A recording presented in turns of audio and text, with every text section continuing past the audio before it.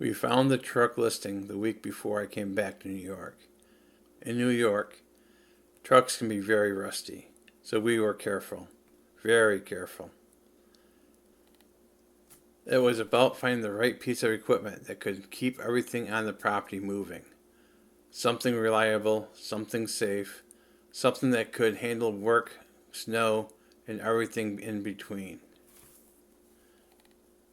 We left in the morning around 7 a.m. My wife came with me. Her attitude was simple. Let's just see what happens. No pressure, no expectations, just checking out a lead.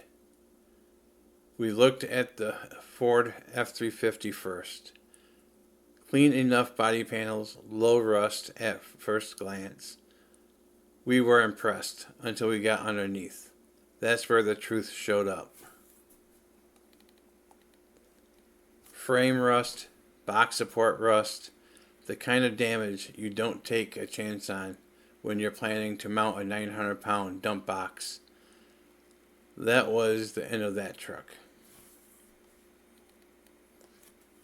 Then we looked at the Chevy 2500 HD, a 2007 model, about 83,000 miles on it. Clean frame, very little rust, already equipped with a blizzard plow, big enough to handle the dump box we already had. It drove well, steering was tight, responsive, smooth.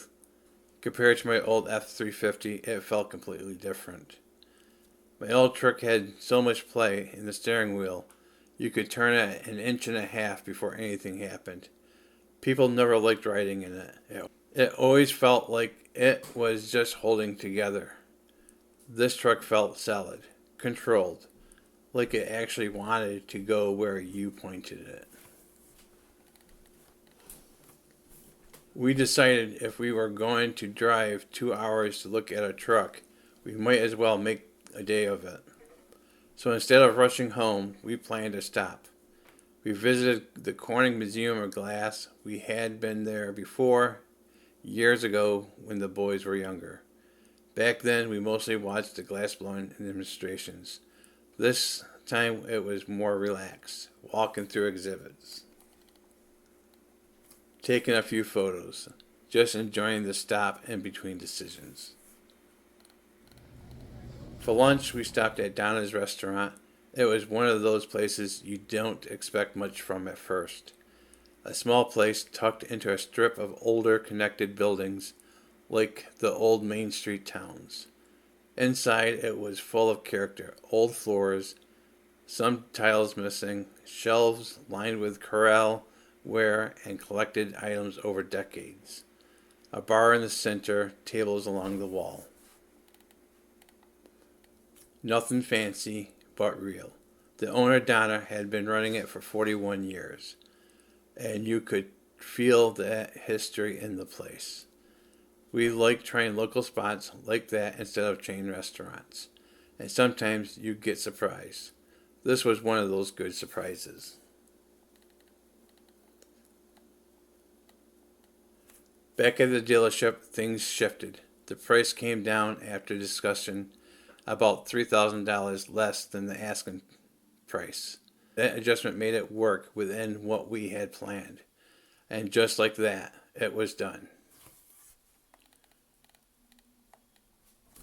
Driving the new truck home felt different immediately, not just because it was newer, but because it was stable. Steering was tight, no wandering, no constant correction, just smooth, predictable driving. After years of driving a truck that always felt like it was working against you, this felt like a relief. This wasn't just a truck purchase, it was part of something bigger.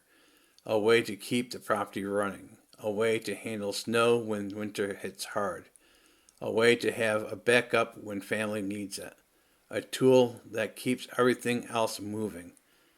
We've always lived with the mindset that if something is meant to work out, it usually does. And this time it did. Thanks for riding along with me. If you enjoyed this episode, please consider subscribing and sharing it with someone who might be going through a difficult time. You never know. One small story can make a big difference. Until next time, take care, keep moving forward, and I'll see you in the next episode of Rolling Back to Life.